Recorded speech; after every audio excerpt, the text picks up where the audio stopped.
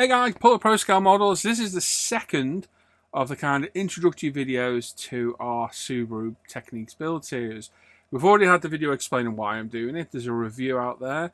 We've gone through the tools in the last video, and today we're going to look at all the painting and airbrushing equipment. Now, as before, this is what I'm going to use. For you, it may be different. You might have better, you might have cheaper. There's different ways of doing this. You might not have an airbrush at all. You might be using spray cans, whatever. Whichever way you're going to do it, this is how I'm going to do it and how I'm going to show it being done throughout the build. Everyone's budget is different. I've been doing this for 14 years. It's my day-to-day job. I've invested a lot of money in this, in tools, equipment, computers, cameras, everything. I've got a small fortune invested into this. And I understand that everybody else can do that. Like I said, we're going to go through and look at all the most basic used equipment I use for painting and airbrushing. And let's go in and have a look. Right then, painting. So, a couple of things I can't show you here. Number one, my spray booth. I have a Benchvent A300S, and my compressor, I have a Sillair 30, which I've not long bought. Now, both high-end pieces of equipment. The Benchvent's well over £300. The compressor was £450, nearly £500. Again, you don't need to spend that amount of money. I do this professionally for a living. I airbrush every day, multiple times a day. My equipment is well used.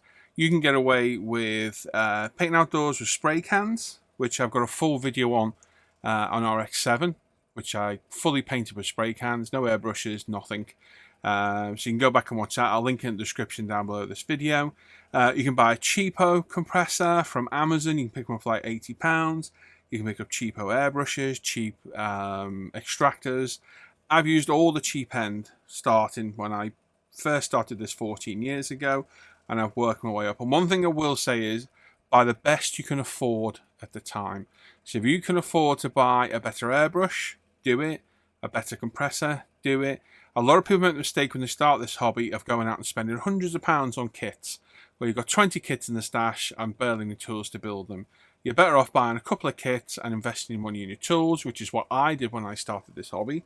And that way you are invested into it and you've got a good start in building it. So again, I'm going to go through and show you what I use. It's not necessarily what you have to use.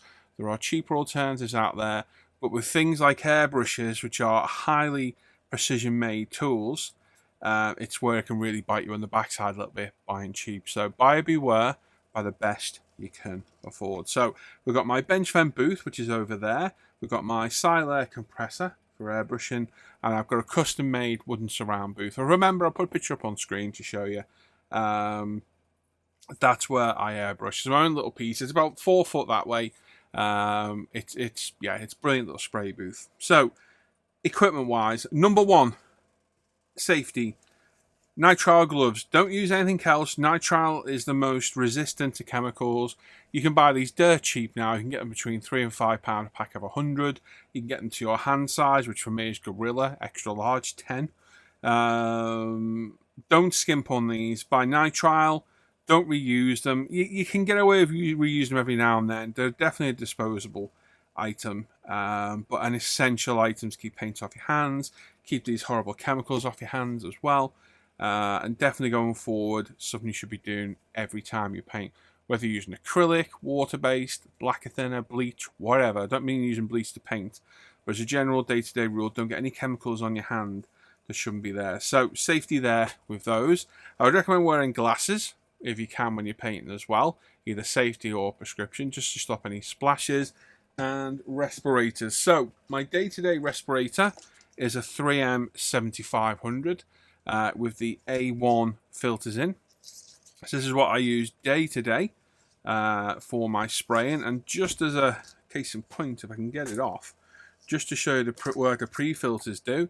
You see that white ring around the edge? That is the pre-filter catching all the particles before they go into the main filters. So it just shows you the job that they actually do. So that's a 3M with the A1 cartridges that I use day to day. When I'm 2K'ing, I have this one, and it comes in its own bag to keep it safe. It's even got my name on the front. Look at that, I drew that myself. It's got my name, age 46.5. Ooh. And this keeps it out of the elements now. You can't really see it, but I'll move the bag and you will. This is a full face respirator I use solely for 2K. Now, clear coating is going to be your choice. We'll talk about that in a minute. But it's full face. These are A2 filters. It's the best protection you're going to get from 2K going forward, other than an air-fed mask, which is going to be out of the realms of most hobbyists. So this is what I bought. RRP in these is well over £100. You can get them on eBay fairly cheap. Don't ask me why. And the filters are there as well. And again, put the pre-filters in. Change these filters at least every 3 months. I always write a date on the back so I can see how old they are, although I haven't on them because it's brand new and I can see when I bought them. Write a date and don't hesitate in replacing them when you can. They're not that dear to buy, and again, definitely another consumable, but a good mask. Now, do you need both of these? No, you probably go over the other one or this one. You could buy one. I have two, just for the matter of course. But yes, don't skimp on your PPE. It's a very important part of modelling. Now, you're not airbrushing full-size cars every day as for a living, so the risk is a lot more minimal than somebody doing that. At the end of the day, no matter what you breathe in that isn't air, isn't good for you. So yeah, it's up to you what you choose to use chemical-wise with 2K, a lacquer-based aerosol, but with anything airborne with VOCs, with volatile organic compounds, they're what will damage your health. So pay attention to any safety instructions on the products, and going forward, just take care of yourself, more importantly. I explain all the safety repercussions and what have you, or implications, in all my videos when I'm spraying, so pay attention to those and you'll be just fine. Right, I'm going to go this way. So, parts mounting. Number one, we've got the Tamiya car stand. This is adjustable. You can adjust the width of it. It's spring-loaded. It's great. It does spin as well. One thing I would recommend is this friction fits to there, and it's got a terrible habit of falling off at the worst time. So I would glue that on, or better still, put a drill through it and put a self-tapping screw through it to stop it falling off. Cheap tool. I've got another one of these. It's like in fact, I'll show you it. This one I've had for 12 years. That's how they come. Usually bright silver. That's what it looks like after you've painted hundreds of cars. You can see where it's actually chipped off the top. I'll probably do a video one day of me cleaning this, because it'll be really interesting, because it's going to be like a smorgasbord of colours going through that. But I use this for painting and priming, this one for 2K, just because it's cleaner. So an invaluable tool. And for mounting parts that we mount, which I'll show you how in the videos, we've got a cocktail sticks or a crocodile clips, which I didn't show you before actually. Now I can grab one. Well, I missed that out on the tools. Crocodile clips on sticks, another invaluable tool for holding parts. Missed that out as well. And again, they just click in there. You can hold all your parts, spray them. There's going to be people out there saying, oh, you can use cardboard bits, you can use florist foam. Makes a mess everywhere. These things were about £8 4 years ago. I built, you can see how much they've been used. I've built hundreds of cars. They owe me nothing, so not the end of the world paying a bit of money. But that's how I mount the part for paint. We've got our airbrush cleaning station. So this is an iWater one, because I'm an iWater fanboy. Basically, you pop your airbrush in there. It's vented there. You can empty all the fluids. It collects. You can unscrew it and tip it away responsibly. When done, it's also an airbrush holder, which is primarily what I use it for. And again, another essential tool, but not a necessity. You can get away with an old jar or whatever, an old bottle, anything, but definitely one worth having. Right, pipettes. Very useful for decanting paint, clears, whatever. Another consumable. I know other people clean them out and reuse them. I wouldn't do that. You risk contaminating your paint. I would throw them away with every use. And paint mixer. We've got the Badger paint mixer, which, as you can see, man, looks like a Jackson Pollock painting. It's been absolutely battered. And this is about the fourth one I've had over the years. Battery powered. Does a great job of mixing the bottles. Very, very useful. And you've also got the Tamiya manually powered ones as well, which is like a paddle you can steer as well. Again, a very, very useful tool. So there's those. We've got brush paints there we'll talk about in a minute. And right now, we're going to talk about airbrushing. So airbrushes, this is going to be a very, what are we going to say? Everyone's going to be like, oh, Hard and Steenbeck are better, this is better. I've used all sorts of airbrushes over the years. I've had all the Hard and Steenbecks I used over years. I've had Badger, UMP, cheap airbrushes I still own now, still got, don't use them. But for me, iWater is where it's at. I love my Iwatta airbrushes. They are precision made, absolutely beautiful, and it's what I use. And I'll explain the ones I've got. Now, you don't need 4. I actually own 7 in total.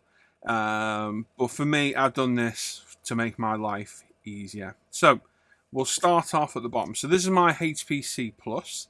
This is a 0.3mm needle airbrush. It's got a needle stop on it, so you can restrict your needle travel, which I very rarely use. Very good high quality airbrush, 0.3mm, nice fine pattern on this one, and I use this for general painting, whether I'm doing interiors, running gear, just general painting where I don't need a wider pattern, and just an absolute joy to use. Beautiful airbrush, not cheap, they're approaching £200 these, but really, really high quality. All my airbrushes have the quick releases on, so I can change them quickly on the hose. And this, as your general airbrush, you will not go wrong buying one of these at all. Absolutely love it. I've owned several of these over the years. They do the HPCH as well, which has got the MAC valve at the front. Not a fan of the MAC valve. It spills paint in there, gets crud in there to paint to clean. And these airbrushes are super easy to clean. You can see how well used mine is. It's tarnished inside. But beautiful tool, and I would highly recommend Iwatta. I do love my Iwatta brushes. So that's a general just use airbrush. There's no specific use. It's just used for generally painting small parts. Now, the airbrush I probably use second to most of that one is my Iwatta Revolution CR3. So this is a 0.3mm Revolution. This is what I use for priming and painting car bodies. So while it's got the same needle size as the HPC, it's got a wider pattern with the way the airbrush is made. So it's ideal for painting bodies because you're getting that wider pattern that we require for getting the coverage. Now, it does come like this, and I've had the needle stop on the back, which I do use from time to time. This is an option part, and again, it just screws off and back on. Really easy airbrush to clean. Again, very high quality. You can pick these up for £116. This is an absolutely fantastic airbrush for the money. You'll be able to paint anything and everything with this, and I would highly recommend this as my starter airbrush. They're cheap to buy, relatively, very, very high quality, and you'll be able to do anything and everything with this. So that's my first CR3 that I use for primer and paint on car bodies. I have the same airbrush, just without the needle stop on the back, and this is my metallics airbrush. And when I say metallics, I mean pure metallics, like Pro Scale, superfine silver. So there's no colours in there. This isn't a car body colour. It's literally for wheels, running gear, metal parts. Super highly metallic flake pigmented, and that's what I use this for. And why do I do that? Well, all these airbrushes need cleaning in between. They're not stripped down. Very rarely do I have to strip down the Iwattas at all. So what you can find is you might get the odd metallic flake knocking about still from previous use. And I don't want metallic flake going in my solid colours or primers or clear coats by accident. So I have an airbrush solely for metallics. Now, you don't need to do that. This is just me as an option. I've done it for many years, and it just saves so much mucking around cleaning stuff. You know you're going to get no cross-contamination. And at the end of the day, like I say, I'm a tool whore fanboy, so more airbrushes the better as well. Yeah, so this is my metallic airbrush, same airbrush that's used for primer and paint. Now, the Iwatta Revolution CR, which is the original one, this is a 0.5mm. So this is a much bigger version of the CR3, and this is my 2K brush. This is all I use that for, nothing else. It's used my 2K clear coat, so it doesn't get contaminated with paint, colour, pigments, metallic flakes, anything. It's purely and solely used for 2K. And again, because it's 0.5, it puts down more paint. It's got a slightly wider pattern. And for me, that is the ideal airbrush for 2K. And it is perfect. Lays down the 2K really perfectly. It's super smooth, especially for the Pro Scale. Absolutely brilliant. Again, about £120. Absolutely fantastic. Great quality airbrush. Nice and easy to clean. They all come with the colour cap lids as well. And like I say, super quality airbrushes. Now, I know you're not going to be able to afford all 4, more than likely. If I was going to go for one, it'd be just a standard CR3. It'd be this, about £120. This will paint everything, do a great job. You can clean it out and you can use it for any paint, 2K, paint, metallics, primer, whatever. You'll have no problem at all doing that. Just with me doing this day in, day out, I need quick, efficient airbrushes. So I've got multiples. I've also got a wide fan pattern PS290 Mr. Hobby as well for painting large cars, and a HPB Plus, which is basically this with a smaller colour cup and a 0.2mm needle for precise work when I do like camo work, when I do planes or armour as well. That's over there. But I'm not going to show it today because it's not pertinent to what we're doing. So they're my airbrushes. I have my reasons for using them. You'll have your reasons for using yours.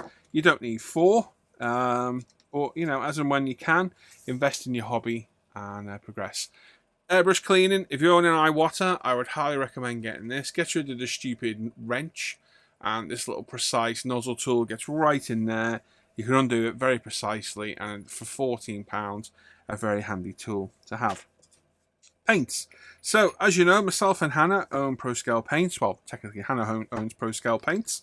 I'm just a lackey. So I'm going to pimp our products. So you won't beat our paints. They're not over thinned at all. Very highly pigmented. Absolutely beautiful. If you've looked at my work over the past 15 months, everything I've used is Pro Scale. Absolutely stunning. This is the Subaru Blue. We're going to use for the Subaru. This is the Subaru Wheel Gold. We're going to use on the wheels. So beautiful metallic gold. And this is the textured Napa Black we're going to use for the seat. So this is our textured paints. Pre-thinned. No need to thin. We've got nearly 700 colours on the site now. We've got loads of stuff over on Pro Scale. We've got glues, zoom on aftermarket. We've got storage. We've got 3D print holders for these as well. So this holds the primer and this holds the paint.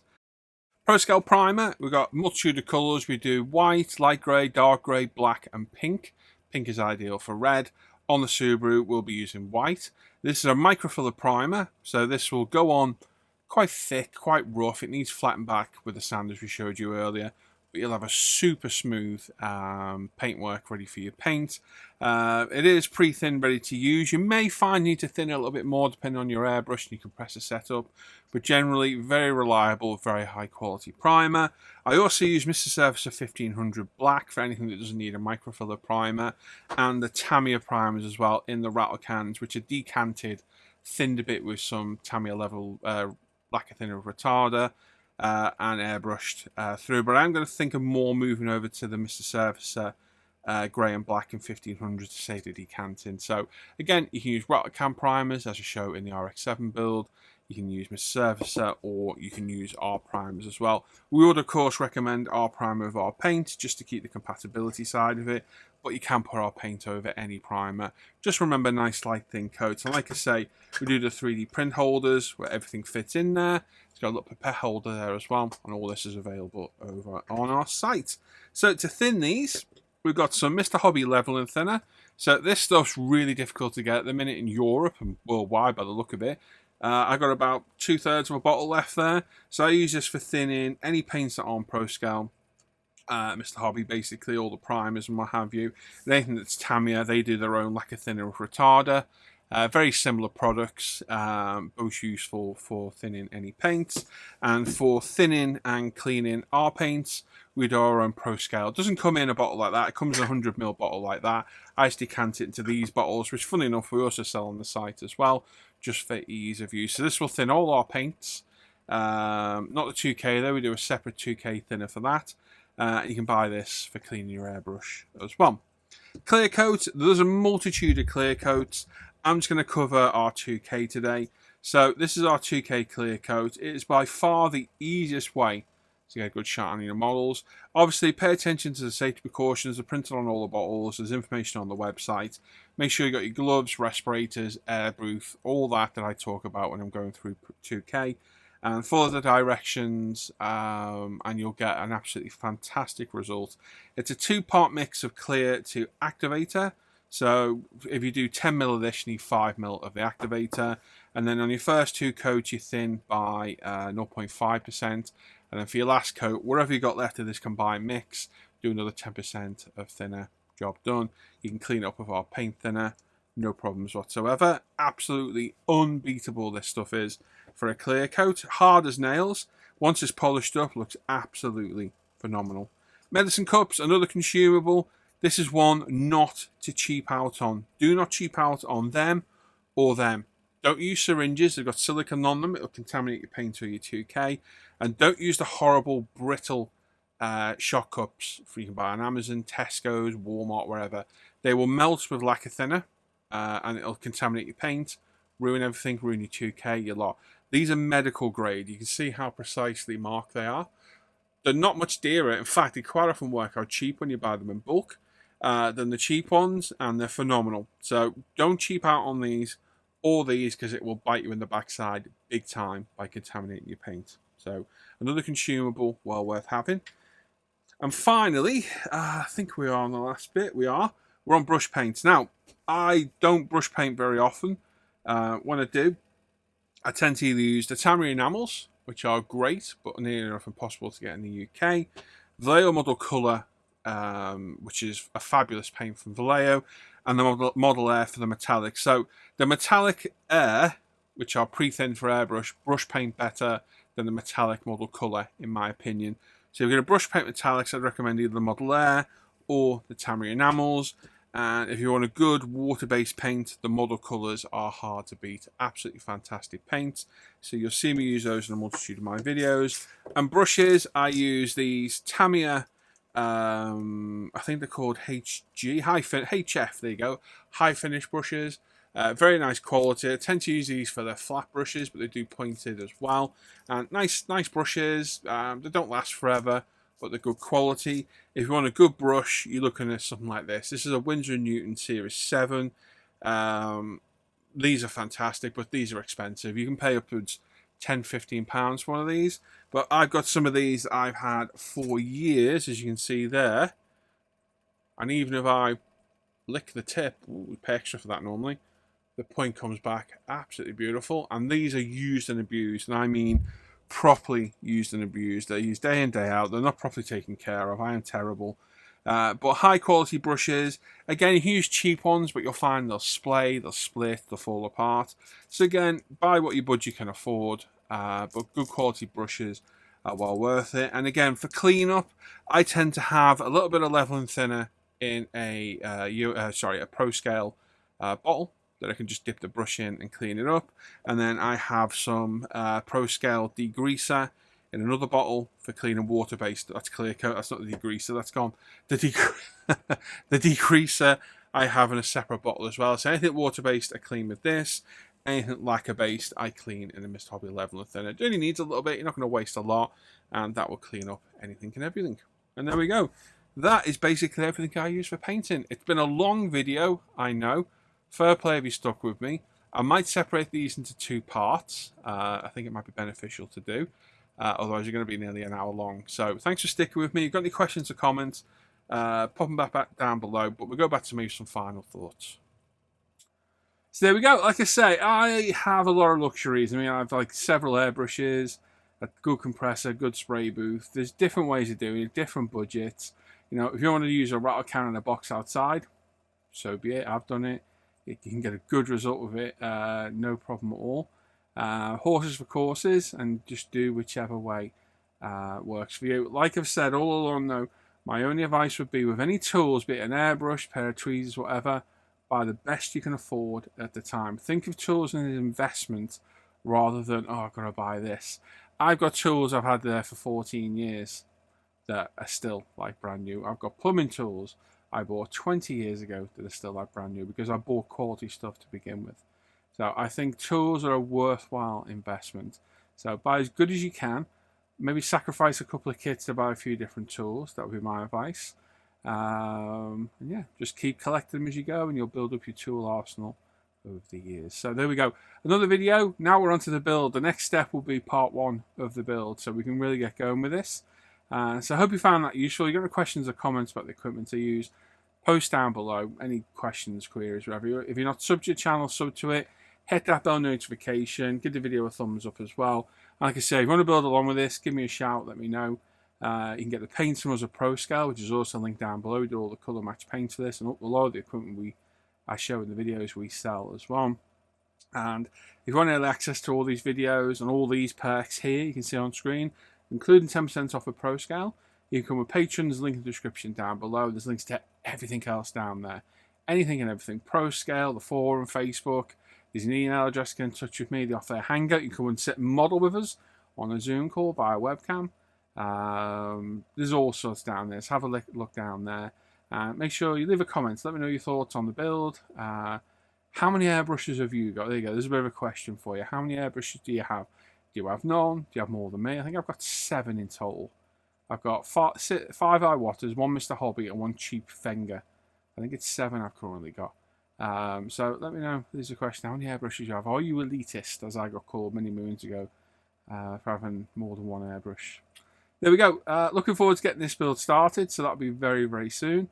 Like I say, I hope you found this in the last video useful. If you didn't, at least you know what I'm going to be using. And there we go. So enjoy the rest of the day, everyone. Take care. Bye-bye.